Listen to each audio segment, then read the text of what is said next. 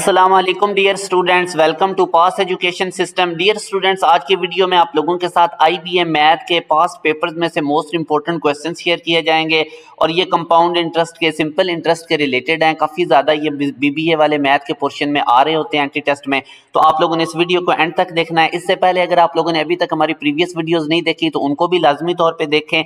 हमने एक series start की हुई है जिसमें हम आईबीए राउंड 1 2025 की कंप्लीट प्रिपरेशन करवा रहे हैं और ये प्ले लिस्ट आईबीए राउंड 2 के लिए और नेक्स्ट आने वाले ईयर्स के लिए भी बहुत ज़्यादा इंपॉर्टेंट होगी। खुसूसन जो बच्चे आईबीए, चाहे कराची का आप लोगों ने टेस्ट देना, आईबीए सकर का देना है, तो आप लोगों के लिए ये प्लेलिस्ट बहुत ज़्यादा इंपॉर्टेंट है।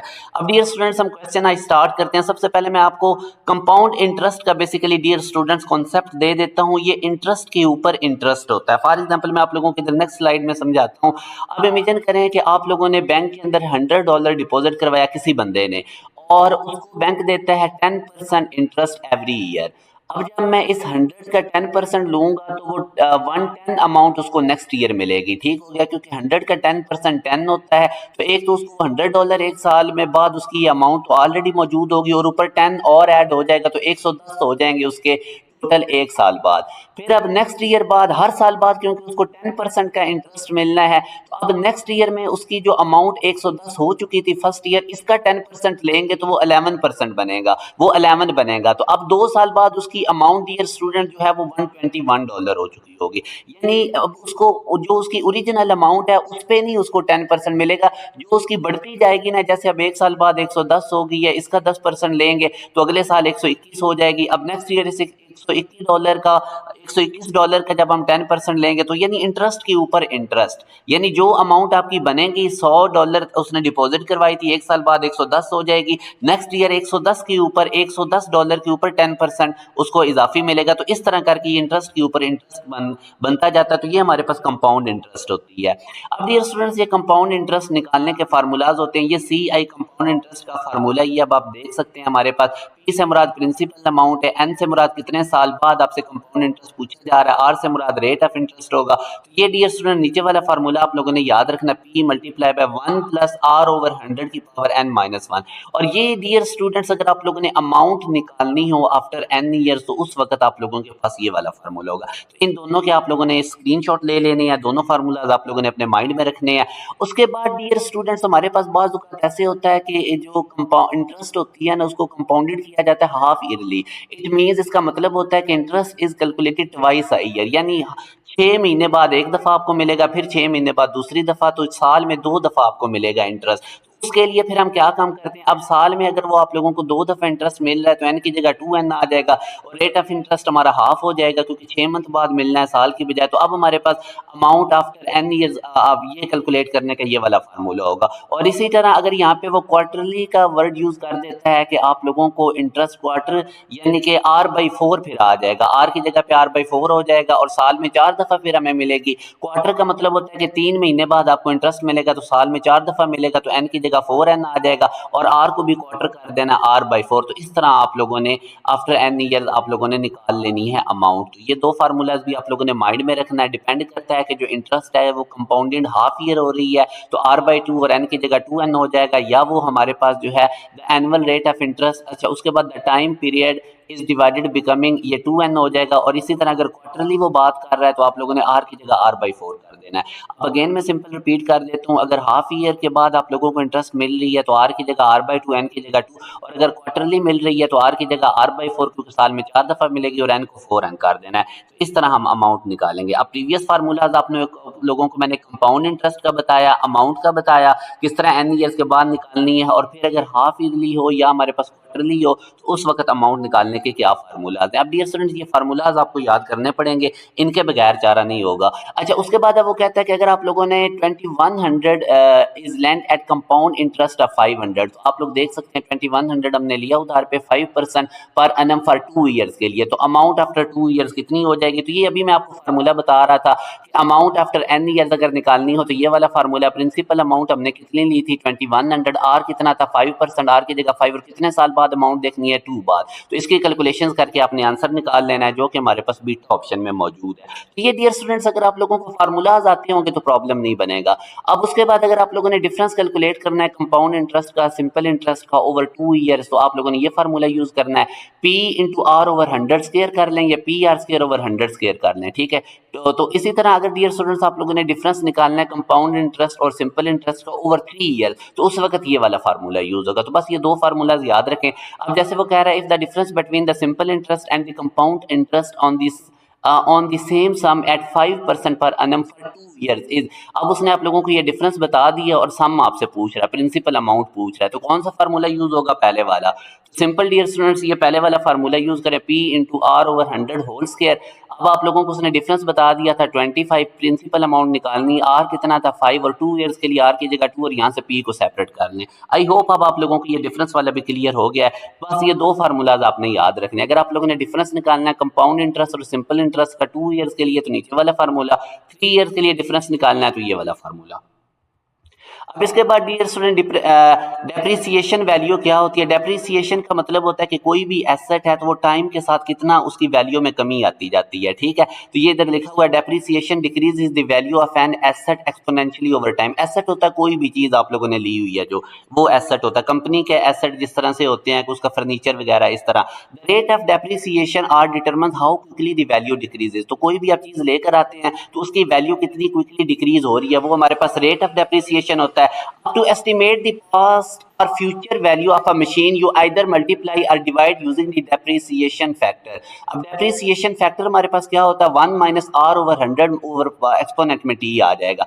अब डियर स्टूडेंट, फॉर एग्जांपल आप लोगों के पास ओरिजिनल वैल्यू किसी एसेट की वी नॉट है और आर परसेंट हमारे पास उसका रेट ऑफ डेप्रिसिएशन है पर ईयर के, एक साल में उसके अमाउंट में कितनी कमी होती जाती है। Then the value V1 after T years के बाद क्या फार्मूला होगा? ये वाला। अब ये उसकी ओरिजिनल अमाउंट है जितने में वो मशीन लेट्स सपोज लेकर आए हैं, और रेट ऑफ डेप्रिसिएशन कितना है, एक साल में उसके पैसों में उसकी अमाउंट में कितनी कमी होती जाती है, उसकी वैल्यू में कितनी कमी होती जाती है कि जब दोबारा से सेल करेंगे तो वो कम पैसों में होगी, कितनी कमी होती जाएगी। और टी से मुराद है कितने टाइम बाद आप उसकी वैल्यू देखना चाहते हैं, और तो ये वो कितने टाइम टी बाद आपने उस एसेट की जो वैल्यू देखनी है उसका ये वाला फार्मूला है। और अगर आप लोगों ने स्टार्ट वैल्यू उसकी ओरिजिनल वैल्यू देखनी है टी ईयर्स अगो वाली, तो फिर आप लोगों ने 1 माइनस आर ओवर 100 की पावर टी ये वी नॉट से डिवाइड कर देना है। अगर आप लोगों ने टी टाइम बाद उसके एसेट में वैल्यू में कितनी कमी हुई उसका क्या तरीका होगा? ओरिजिनल वैल्यू को मल्टीप्लाई कर दें 1 माइनस आर ओवर 100 की पावर टी से, और अगर आपने टी ईयर्स अगो उस मशीन की वैल्यू देखनी है या किसी भी एसेट की, तो वी नॉट से डिवाइड कर दें 1 माइनस आर ओवर 100 की पावर टी को। तो ये दो फार्मूलाज डियर स्टूडेंट्स आप लोगों ने माइंड में रखने हैं। इसी तरह पॉपुलेशन भी बेसिकली ये जो डेप्रिसिएशन या पॉपुलेशन है ये कंपाउंड इंटरेस्ट के ही कॉन्सेप्ट की एक्सपेंशन है। तो लेट्स सपोज कि हमारे पास एक टाउन की पॉपुलेशन पी है और हम कहते हैं कि वो इंक्रीज हो रही है R% पर annum। अगर तो वो R% रेट से इंक्रीज हो रही है तो पॉपुलेशन आफ्टर n ईयर्स कैसे निकालेंगे? पी को मल्टीप्लाई कर दें 1 प्लस आर ओवर 100 की पावर n से, और अगर आपने पॉपुलेशन n ईयर्स अगो निकालनी है तो फिर पी को डिवाइड कर दें 1 प्लस आर ओवर 100 की पावर n से। और अगर प्रेजेंट पॉपुलेशन पी है और वो डिक्रीज हो रही है R% से, तो फिर यही वाले फार्मूलाज होंगे, सिर्फ आपने प्लस की जगह माइनस कर देना है। Population after n years decrease के केस में पी को मल्टीप्लाई करेंगे 1 माइनस आर ओवर 100 की पावर n से, और पॉपुलेशन n ईयर्स अगो में क्या हम करेंगे? पी को डिवाइड कर देंगे 1 माइनस आर ओवर 100 की पावर n से। ये फार्मूलाज भी बड़े इंपॉर्टेंट है, इनको आप लोगों ने नोट कर लेना है। अब जैसे ये वाला क्वेश्चन है, this is there is a decrease of 10% yearly on an article, एक आर्टिकल पे 10% डिक्रीज हो रहा है। If this article was bought 3 years ago, 3 साल पहले लिया गया था और प्रेजेंट कॉस्ट उसकी इतनी है, then what was the cost of the article at buying time. ठीक है, तो अब आप देख सकते हैं कि बाइंग टाइम पे उसकी हमारे पास कॉस्ट क्या होगी। तो डियर स्टूडेंट्स, ये आप देख सकते हैं कि सिंपल हमारे पास इसका वो फार्मूला लगेगा, ये जो आप लोगों के सामने लिखा हुआ है। अब आप देख सकते हैं कि वो हमसे क्या पूछ रहा है, what was the cost of article at buying time. तो बाइंग टाइम पे जब आप लोगों ने इसकी निकालनी है तो बेसिकली ये वाला फार्मूला लग रहा है, ठीक है। n ईयर्स अगो जब निकालना हो ना तो आप लोगों ने p को डिवाइड करना होता है 1 माइनस आर ओवर 100 की पावर r ओवर 100 की पावर n से। अब आप देख सकते हैं डियर स्टूडेंट्स, हम इसकी जो प्रिंसिपल अमाउंट है, जो प्रेजेंट कॉस्ट है 5832, उसको डिवाइड करेंगे 1 माइनस आर ओवर 100 की पावर n से। अब हमारे पास r कितना था, आप वो देख सकते हैं कि r हमारे पास 10% और कितने टाइम बाद पूछ रहा है? 3 टाइम बाद। तो सिंपल आप लोगों ने इसकी कैलकुलेशंस कर लेनी है। तो ये अब अगेन मैं आपको रिपीट करवाता हूँ, ये देखिए ना, n ईयर्स अगो अगर देखना है तो ये वाला फार्मूला लगेगा, और n ईयर्स आफ्टर देखना है तो ये वाला फार्मूला लगेगा। डिक्रीज के केस में ये नीचे वाले दो यूज करेंगे और इंक्रीज के केस में ऊपर वाले दो। और क्योंकि अभी ये डिक्रीज का केस था तो इसलिए मैंने ये नीचे वाला दरमियान में माइनस आपको नजर आ रहा है। अच्छा, इसके बाद अब ये स्टूडेंट्स भी आपने देख लेना कि अगर प्रेजेंट पॉपुलेशन पी है वो पहले इंक्रीज होती है R1% रेट से, उसके बाद डिक्रीज होती है R2 से, और फिर वो अगेन इंक्रीज होती है। तो इस तरह का जब सिनेरियो बन रहा हो ना, इंक्रीज डिक्रीज इंक्रीज, तो फिर 3 ईयर्स बाद आपने पॉपुलेशन इस फार्मूला से नोट करनी है, P into 1 plus R1/100 multiply by 1 minus R2/100 multiply by 1 plus R3/100। और इसी तरह अगर ये सेम रिवर्स हो जाए तो उस वक्त आप लोगों ने फिर पॉपुलेशन 3 ईयर इस तरह निकालनी है, ठीक है। तो ये दो फार्मूलाज भी आप लोगों ने नोट रखने हैं। अब वो जैसे कहता है the population of a village decreases eight the rate of 20% per annum if its population 2 year go was, इतनी प्रेजेंट पॉपुलेशन निकालें। तो ये भी बिल्कुल सिंपल क्वेश्चन है। Present population n years ago हमारे पास होती है present population over 1 minus R/100 की पावर n। ये भी मैं आपको बता कर आया था। अब आप लोगों से वो प्रेजेंट पॉपुलेशन पूछ रहा है, ये ऊपर वाला आप लोगों ने नोमिनेटर निकालना है, बाकी सारी वैल्यूज पुट करें और इसको सॉल्व कर लें और नोमिनेटर आप लोगों ने साइड पे कर लेना। आई होप इसमें आपको कोई कंफ्यूजन नहीं बनेगी। सारी गेम उन फार्मूलाज की हैं, उनको बस आप अच्छे से समझ लें जो मैंने आपके सामने शो की हैं। बाकी एक हमारे पास रिलेशन होता है net percentage change graphic and compound interest. For example हमारे पास एक 100 इनिशियल अमाउंट है, इसमें 20% हर साल इंक्रीज हो रहा है। तो 100 का 20% इंक्रीज करेंगे, 100 का 20% 20 होता है, तो एक साल बाद 100 में 20 ऐड करें तो 120%। अगले साल दोबारा इसका 20% इंक्रीज होगा, 120 का जब 20% करेंगे तो 24 आंसर आएगा, वो 120 में ऐड करेंगे तो 144। 144 का 20% इंक्रीज करके इसमें ऐड कर दें तो 172.8। तो आप लोग देखेंगे थर्ड ईयर बाद जो कि हमारे पास 100 इनिशियल अमाउंट थी, थर्ड ईयर बाद अगर इसका 20% इंक्रीज करते जाएं हर साल तो ये 172.8 बनेगा। और इसी चीज को आप इस फार्मूला से भी कर सकते हैं जो भी मैं आपको बता कर आया था। अब आगे वो कहता है we need to calculate the compound interest on RS100 at the rate of 10% per annum for a period of 10 year. जो सिंपल कंपाउंड इंटरेस्ट निकालनी है उसका फार्मूला मैंने आपको स्टार्ट में बताया था, इसमें वैल्यूज प्लग इन करें। इनिशियल आपके पास अमाउंट कितनी है 100, आर आपके पास कितना है 10, ऊपर पावर 10 ईयर्स बाद देखना है 10, तो इसकी कैलकुलेशंस कर लें। या अब आप इसको ऐसे भी कर सकते हैं, इनिशियल अमाउंट आपके पास अगर 100 है तो उसका 10% इंक्रीज करते हैं 10 सालों के लिए। 100 का 10% इंक्रीज कितना हो जाएगा, एक साल बाद 110, फिर 110 का 10% इंक्रीज करके इसमें ऐड करेंगे तो 121, 2 साल बाद फिर इसका 10% इंक्रीज करके इसमें ऐड करेंगे तो 133.1, इस तरह करते जाएंगे। मगर ये फार्मूला से आप देख लें बिल्कुल इजीली हो गया है। उसके बाद सिंपल इंटरेस्ट डियर स्टूडेंट्स, मैंने आपको लास्ट टाइम ये बताया था कि ये on the basis of basic amount जो बोरो हमने की है for the entire period at a particular rate of interest, ये सिंपल इंटरेस्ट होता है। और इसमें अगर मैं आपको बताऊं तो इंटरेस्ट क्या होता है, interest is the money paid for the use of money borrowed. जो आपने मनी बोरोड की है उसके ऊपर जो आप एक्स्ट्रा पैसे देंगे वो इंटरेस्ट होता है। प्रिंसिपल क्या होता है, जो अमाउंट आपने ली थी। अमाउंट क्या होती है, इसके अंदर इंटरेस्ट और प्रिंसिपल अमाउंट जो आपने ली थी उनको मिला के हमारे पास अमाउंट बनती है। अमाउंट इक्वल होती है इंटरेस्ट और प्रिंसिपल। ये आप लोगों ने फार्मूला याद रखना। अगेन मैं आपको रिकॉल करवा रहा हूँ। रेट क्या होता है, the interest of 1 year for every RS100 is called the rate of interest, simple rate. If we say the rate of interest per annum is 10%, if we say that the rate of interest per annum is 10%, we mean that RS10 is the interest on a principal of RS100। एक साल अगर आपने amount 100 ली है तो इसका 10% interest का मतलब होगा कि एक साल बाद इसमें 10 रुपए का इजाफा हो जाएगा, तो ये 110 हो जाएगा। तो टाइम क्या होता है, the period for which the money is deposited और borrowed is called the time. उसके बाद अब डियर स्टूडेंट्स ये इनके दरमियान कुछ रिलेशन है, ये याद रखें। सिंपल इंटरेस्ट का फार्मूला होता है PTR/100। टी से मुराद टाइम, जितने टाइम के लिए उधार लिया, आर से मुराद रेट, एक साल में कितना इजाफा हो रहा है, कितने percent, P principal amount over 100। यहाँ से अगर पी निकालना हो तो इसको सेपरेट कर लें, तो यही ऊपर वाला फार्मूला बस याद रखें, नीचे वाले खुद ही हो जाएंगे। आर भी निकाल सकते हैं, इसी पहले वाले फार्मूला से टी भी निकाल सकते हैं। अमाउंट मैंने बताया प्रिंसिपल प्लस टोटल इंटरेस्ट होती है। और अगर अमाउंट का एक और फार्मूला भी है प्रिंसिपल प्लस, अब टोटल इंटरेस्ट को आप इस तरह भी लिख सकते हैं PTR/100। मैंने आपको भी ये सिंपल इंटरेस्ट का फार्मूला ऊपर पहले नंबर पे बताया था। टाइम निकालना होगा तो इसका एक और फार्मूला भी होता है total interest over interest on the principal for 1 year multiply by year.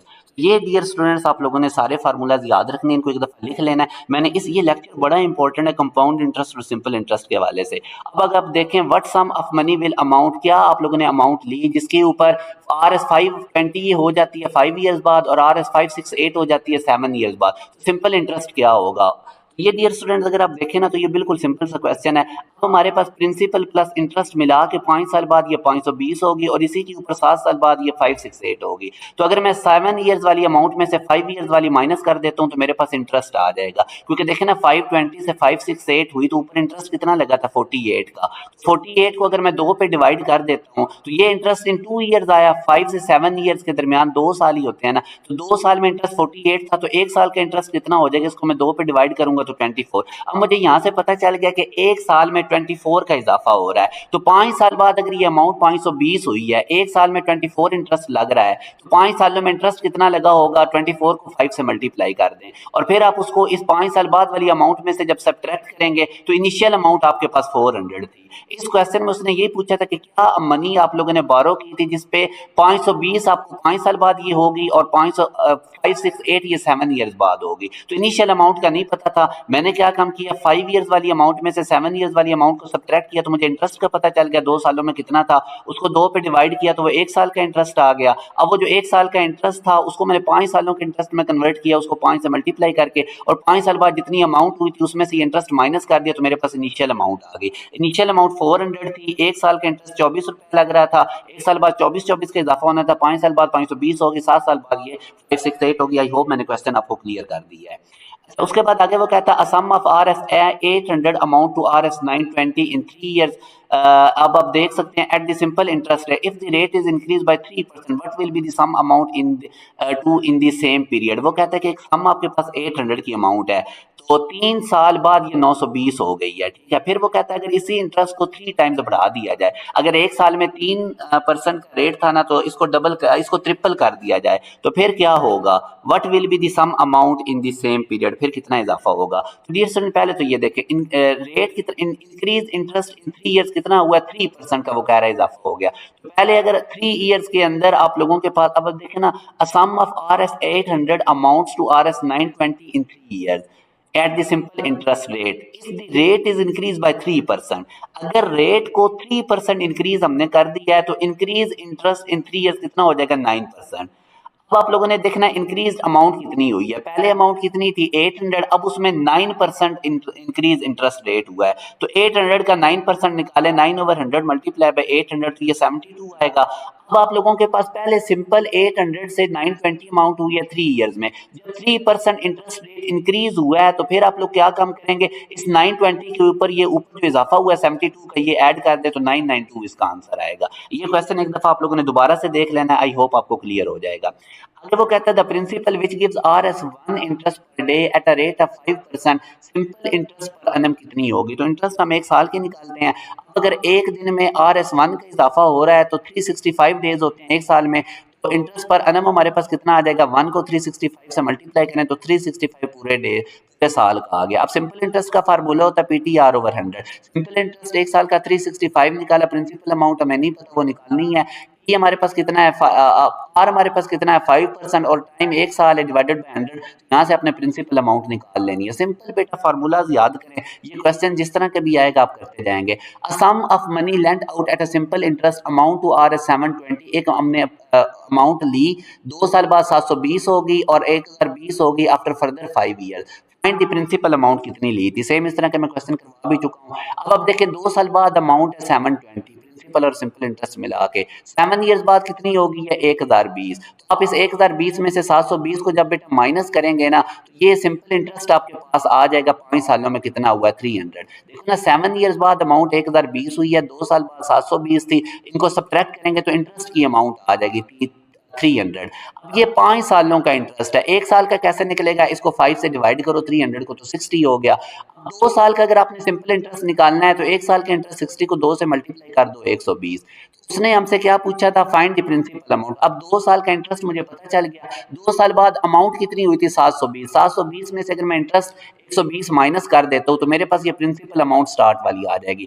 उसके पास 600 पहले उसने अमाउंट ली थी उधार पे, एक साल का इंटरेस्ट उसको 60 लग रहा था, तभी 2 साल बाद 720 हुआ। मैंने एक साल का इंटरेस्ट कैसे निकाला, 2 साल बाद अमाउंट थी 720, अमाउंट के अंदर इंटरेस्ट और प्रिंसिपल अमाउंट दोनों होती हैं, और 2 साल बाद कितनी होगी 7 साल बाद कितनी हो गई 1020, ये 5 साल बाद 1020 हो गई है, ठीक है। और फर्दर यानी पहले 2 साल बाद 720 हुई है, अगले 5 साल और मिला के 7 साल बाद 1020 है, तो 7 साल की अमाउंट में से 2 साल की अमाउंट को माइनस करें तो इंटरेस्ट आ जाएगा, वो 2 साल वो हमारे पास 5 साल का इंटरेस्ट आएगा, उसको आप लोग डिवाइड करें 5 से तो वो आप लोगों के पास 1 साल का इंटरेस्ट आ जाएगा।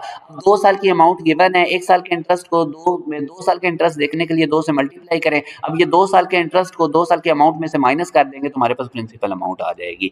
बेटा प्रिंसिपल अमाउंट वो होती है जो आप स्टार्ट में लेते हैं, फिर उसके ऊपर इंटरेस्ट लग रहा होता है। तो इंटरेस्ट लग लग के 2 साल बाद उसने कहा था 720 है, 2 साल के बाद फर्दर 5 साल जो कि शुरू से मिला के 7 साल बनेंगे, उसमें अमाउंट 1020 होगी। मैंने 7 साल की अमाउंट में से 2 साल की अमाउंट को सब्ट्रैक्ट किया, वो 5 साल का इंटरेस्ट आया, उसको मैंने 5 पे डिवाइड करके 1 साल का इंटरेस्ट निकाल लिया। वो जो 1 साल का इंटरेस्ट आया था उसको मैंने 2 साल के इंटरेस्ट में कन्वर्ट कर दिया, 2 से मल्टीप्लाई करके 2 साल की अमाउंट गिवन थी, उसमें से 2 साल का इंटरेस्ट माइनस करके मैंने आप टोटल प्रिंसिपल अमाउंट निकाल ली। ये डियर स्टूडेंट्स बहुत इंपॉर्टेंट क्वेश्चन है। अब ये वाला क्वेश्चन आप लोग करेंगे, ये मैं आपको असाइनमेंट दे रहा हूँ, पहले वाले सारे फार्मूलाज रिकॉल करके सोल्यूशन मैंने आप लोगों के सामने शो कर दिया है। इसी तरह ये वाला क्वेश्चन भी डियर स्टूडेंट्स आप लोगों ने करना है, इसका सोल्यूशन भी मैंने आप लोगों के सामने शो कर दिया और आंसर भी। ये मैं अब आप लोगों को असाइनमेंट के तौर पे डियर स्टूडेंट लास्ट वाले 3 क्वेश्चन दे रहा हूँ, लाजमी तौर पे आप लोगों ने इनको करना है और ये वाला क्वेश्चन भी आप करें। इंशाल्लाह इन 4 क्वेश्चन एंड वाले को करने के बाद आपको कोई प्रॉब्लम नहीं बनेगा, इसका स्क्रीनशॉट आप लोगों ने ले लेना है। डियर स्टूडेंट्स आप लोगों के साथ IBA के लिए हम बहुत इंपॉर्टेंट हमने सीरीज स्टार्ट की हुई है। इसके अलावा अगर आप लोग चाहते हैं कि पाकिस्तान की तमाम टॉप रैंक यूनिवर्सिटीज के एंट्री टेस्ट की आप तैयारी करना चाहते हैं तो लाजमी तौर पे हमारे बैचेस को ज्वाइन करें। इसके अंदर आप लोगों को IBA की, NED की, मेहरान यूनिवर्सिटी की, नस्र यूनिवर्सिटी की, फास्ट यूनिवर्सिटी की, जितनी भी टॉप रैंक यूनिवर्सिटीज है उनके एंट्री टेस्ट के लिए फुली प्रिपेयर किया जाएगा। पूरे सेशन की फीस 6000 होती है, वन टाइम देनी होती है। इसमें आपको लाइव क्लासेस मिलेंगे, डेली बेसिस पे क्लासेस होती हैं 7:30 से 10:30, डेली बेसिस की क्लासेस की रिकॉर्डिंग भी आपको अवेलेबल होगी। उसके साथ डियर स्टूडेंट्स आप लोगों को जब एक बैच कंप्लीट हो जाएगा तो दूसरे बैच की भी आपको एक्सेस मिलेगी। टिल यूनिवर्सिटी एडमिशन तक आप लोगों के पास हमारे recorded lecture, notes, each and everything रहेगी। पहले हम एक चैप्टर पढ़ाते हैं, फिर उसका टेस्ट देते हैं, फिर वर्कशीट देते हैं, इस तरह से हम सिलेबस कंप्लीट करवाते हैं। उसके बाद क्वार्टर बुक, हाफ बुक और फुल बुक के टेस्ट लिए जाते हैं। अपना ख्याल रखिएगा, दुआ में याद रखिएगा। अल्लाह हाफिज।